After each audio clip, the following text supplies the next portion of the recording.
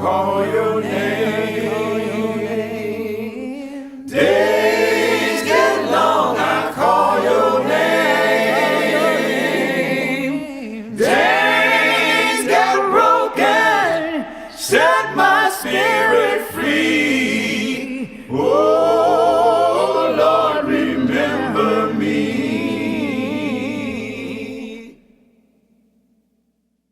Well, welcome everyone to our Tuesday evening teaching sessions. Thank you for joining with us. We're continuing to look at the book of Judges, and as you know, we're moving towards some of the closing chapters.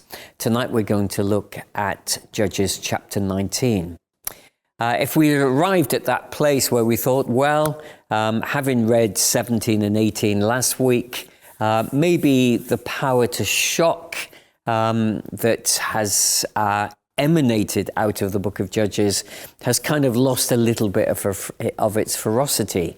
I think when you come to chapter 19, you'll become aware again that this whole book is a book full of shocking events. And tonight, this is one of the most deeply disturbing and shocking events in the whole book. Last week, we focused on the way that there was such a disconnect between religion and the worship of the true God of Israel, Yahweh, and we saw the consequences of that. Tonight, we're going to see the disconnect between religion and morality and the great discord that is created because morality has been absolutely divorced, disconnected from the true faith of Israel and their relationship with the covenant God, Yahweh. I'm going to read tonight for a change, and I'm going to read Judges chapter 19 for you. In those days, Israel had no king. Now a Levite who lived in a remote area in the hill country of Ephraim took a concubine from Bethlehem in Judea. But she was unfaithful to him. She left him and went back to her father's house in Bethlehem.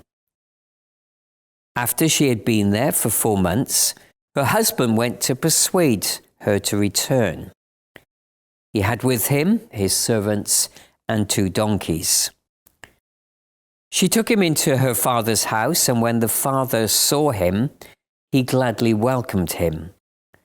His father-in-law, the girl's father, prevailed upon him to stay. So he remained with him 3 days, eating and drinking and sleeping there. On the 4th day, they got up early, and he prepared to leave. But the girl's father said to his son-in-law, "Refresh yourself with something to eat, then you can go." So the 2 of them sat down to eat and drink together. Afterwards, the girl's father said, "Please stay the night and enjoy yourself." And when the man got up to go, his father-in-law persuaded him, so he stayed there that night. On the morning of the 5th day, when he rose to go, the girl's father said, "Refresh yourself. Wait until the afternoon." So the 2 of them ate together.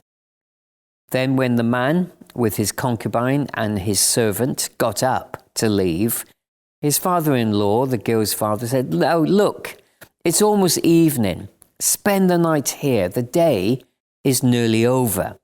Stay and enjoy yourself.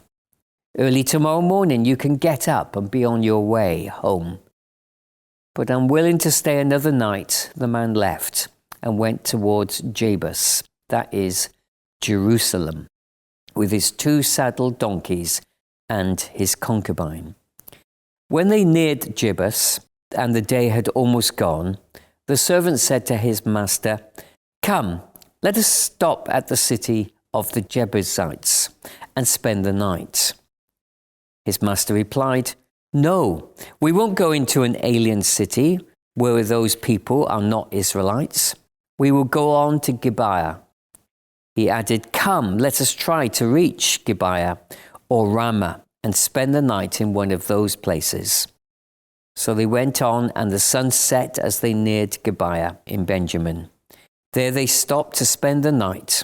They went and sat in the city square, but no one took them into his house for the night. That evening, an old man from the hill country of Ephraim, who was living in Gibeah, the men of the place were Benjamites, came in from his work in the fields. When he looked and saw the travelers in the city square, the old man asked, "Where are you going? Where did you come from?" He answered, "We are on our way from Bethlehem in Judea to a remote area in the hill country of Ephraim, where I live. I've been to Bethlehem in Judea, and now I'm going to the house of the Lord. No one has taken me into his house. We have both straw and fodder for our donkeys, and bread and wine for ourselves, your servants, me, your maidservant, and the young man with us. We don't need anything." "You are welcome at my house," the old man said. "Let me supply whatever you need. Only don't spend the night in the square." So he took him into his house and fed his donkeys. After he had washed their feet, they had something to eat and drink. While they were enjoying themselves, some of the wicked men of the city surrounded the house. Pounding on the door, they shouted to the old man who owned the house, "Bring out the man who came to your house so that we can have sex with him." The owner of the house went outside and said, "No, my friends, don't be so vile. Since this man is my guest, don't do this disgraceful thing. Look, here is my virgin daughter and his concubine. I will bring them out to you now, and you can use them and do whatever you want with them. But to this man, don't do such a disgraceful thing." But the men would not listen to him. So the man took his concubine and sent her outside to them, and they raped her and abused her throughout the night, and at dawn they let her go.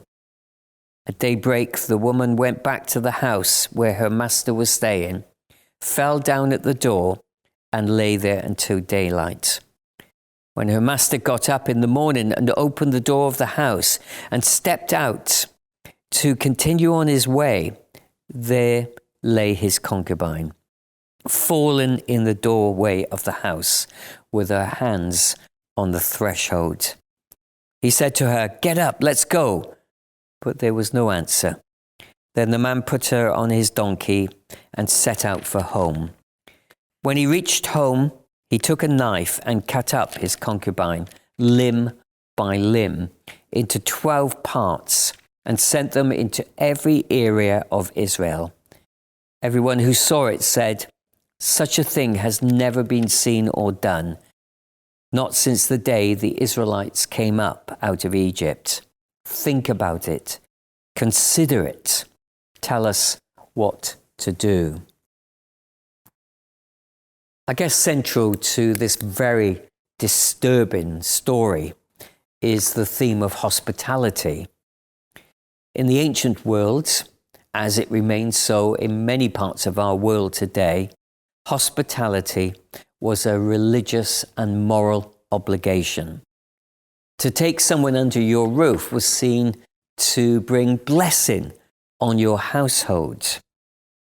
Traveling, of course, was dangerous enough by day, but certainly no one would consider traveling at night. It was far too dangerous for that to happen. So travelers would wait and they'd journey during the day. They'd probably, by mid-afternoon, begin to look for a safe place, a refuge, somewhere where they could stop. And of course, the tradition was that you headed in that village or town to the square. And it was there that the responsibility on the community was for one household to offer to take you in and to provide hospitality for you. That was how it was supposed to work. This story suggests for us that even the most basic of moral actions was being overwhelmed by the horrors that were taking place in the towns and cities of the settlements. Chapter 19 opens with the words that we've read before, we engaged with last week. In those days, Israel had no king, which of course draws us back to those closing comments that I made last week. They had no human king to lead them. They certainly had no divine king because he isn't even mentioned. They were not a monarchy, nor were they a theocracy. These were dark, dark days. And as we are about to view, things are reaching an incredibly tragic level. The Levites. Well, again, as we've already seen in the previous 2 chapters, the story is started by our author by introducing another Levite. If the figure in chapter 17 and 18 proved to be quite comical, willing to go wherever the offer was best, wherever his needs could be met, then what we have here is a Levite for whom life turns in a very disturbing and violent direction. We're told that this Levite had already found a concubine and brought her back to the north, to his home in Ephraim, and had brought her all the way from Bethlehem. There's a hint in the story, I think, that she was more than a concubine. Certainly he seems very loyal to her, even though she appears, for whatever reason, eventually to decide to leave him. She returns home. And I guess it would have been easy for this Levite to think, well, just another concubine. But as I say, I think there's that sense of this is really a meaningful relationship that he has with her. It matters to him. And so rather than give up on her, he travels from the north into the south to the home where when he arrives, the concubine takes him into the security, the hospitality of the home. And of course, the father-in-law, and again, that hints at the closeness of a relationship here, is very pleased to have him there. And he insists time and time and time again that he stays and enjoys himself, and he rests and he eats and he drinks one day after another. Eventually, it comes to that moment when the Levite makes the decision somewhere in the afternoon, probably mid-afternoon, to leave. I think his feeling, if I don't go now, it's not going to happen. It was a decision, I guess, that as the story unfolds, we might well think it was the wrong decision to make. And maybe the author is trying to lead us to that conclusion. Why take the risk of leaving at such a late hour in the day when it was such a difficult environment in which to travel, particularly as darkness began to close in? The father-in-law is a picture of hospitality gone completely mad in one sense. He overwhelms his son-in-law with his hospitality, and maybe he could be accused eventually of pushing out this group of travelers. The decision proves to be a fatal decision, as we've already heard. And of course, traveling mid-afternoon puts him and his concubine and the servant and even the animals that they're traveling with in a very dangerous situation. Where are they going to stop safely for the night? Will they be able to get there before darkness closes in? Where will this tradition of hospitality be best received as they set out on their journey back to the northern areas? Well, the first town that they come to is the town of Jebus. Initially, this was a town that was conquered during that first wave of settlement. But since that time, it had fallen back into the hands of the Jebusites. It wouldn't become part of a secure Israeli environment and settlement until the moment that King David, captured, and of course then we know it as Jerusalem, the city of our God. But for the moment, the Levite takes the decision, we're not going to stop here because this city is not occupied by our own. It's full of Jebusites. It's not an Israeli settlement in that sense.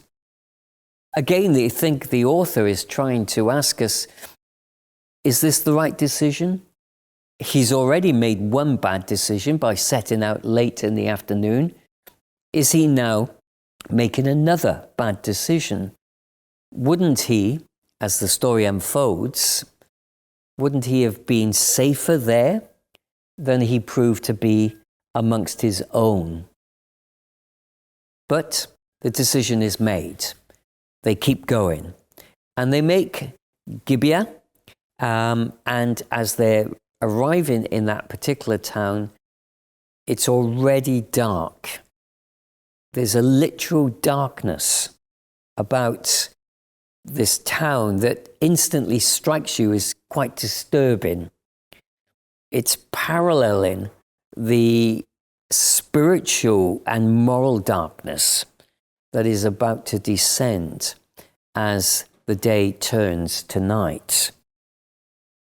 Heading quite naturally, as they would, towards the square, already that cloak of darkness is there. There's a sense, as you read it, something is wrong. No one is offering them the gift of hospitality, which would have been unheard of. There's an atmosphere of fear and darkness, and it's gripping. And you sense that whatever happens, this is not going to have a good outcome. Well, at first, it appears to. An Ephraimite who's obviously has settled maybe in the town for a temporary period because, of course, this was a Benjamite city. He is the one who responds to their desperate situation, and he offers them a place of refuge. But his warning is stark. He's not worried about the fact that the Levites and his travelers have their own provisions. He's not at all concerned about that. The only thing he's concerned about is to get them off the streets, out of the square very quickly, because it's clear that darkness is lurking in the shadows. This is his priority. And then things begin to unfold. What we've already sensed is about to happen. There's danger. This is a very dangerous place to be. And of course, the author wants to draw our attention to this group of men, this gathering of men who eventually end up outside the Ephraimite's house. In the past, rape had been condemned in non-Jewish cities like Sodom and Gomorrah. This is Israel, and these men are Israelites, mostly of the tribe of Benjamin. What the author is trying to say is this isn't just a low point. We're being sunk beneath the waves here in these moments. Well, the Ephraimite is put in a very difficult position. He wants to honor the gift of hospitality to his Levites, to the man, his guest. To do that, he's got to find some way of protecting him. Otherwise, the blessing will be withdrawn from his household. While he does what he thinks best, in desperation, he offers his own daughter, and of course the Levite's concubine, to the men. And then there's a twist in the story, because what we find is it's actually the Levite who panics and throws out onto the street his own concubine to the men so that they can have their way with her. Maybe it was an attempt to protect the daughter of his host. It's unbelievable. And what's even more unbelievable is that this is happening amongst God's people, Israel. What a tragic moment as she is gang raped and left for dead. She struggles somehow back to the house where her husband is, only to find the door locked. And with her hands, and this is significant, on the threshold, there she tragically loses consciousness and dies. That image, it's a powerful, frightening, terrible image. And I think it's a reflection the author wants to say of this is where we have come to. A locked door and a woman left for dead with her hands on the threshold of the house that was supposed to protect her and offer her hospitality. And then the horror increases. Taking the dead body of his concubine home, he then does something that is so terrible. He cuts her body up into 12 parts, one for each tribe of Israel. And the symbolism of it is obvious. Here, in these body parts, is the reflection that Israel has sunk and hit rock bottom. The nation has strayed so far from its God that this is a powerful symbolism of how the nation has been cut to pieces, torn apart, ripped apart, destroyed, mutilated, abused by its own failing to live faithfully in covenant relationship with its God. Morality is destroyed. Religion is destroyed. Hospitality is destroyed. Basic decency and humanity is destroyed. The downward spiral has reached its lowest point. And that is captured by the author in verse 30. Such a thing has never been seen or done, not since the day the Israelites left out of Egypt. Think about it. Consider it. Tell us what to do. There's a cry of desperation. What has happened to us? How did we reach this point? Well, as we go into chapter 20 next week, we will see how they attempt to answer, address those significant questions.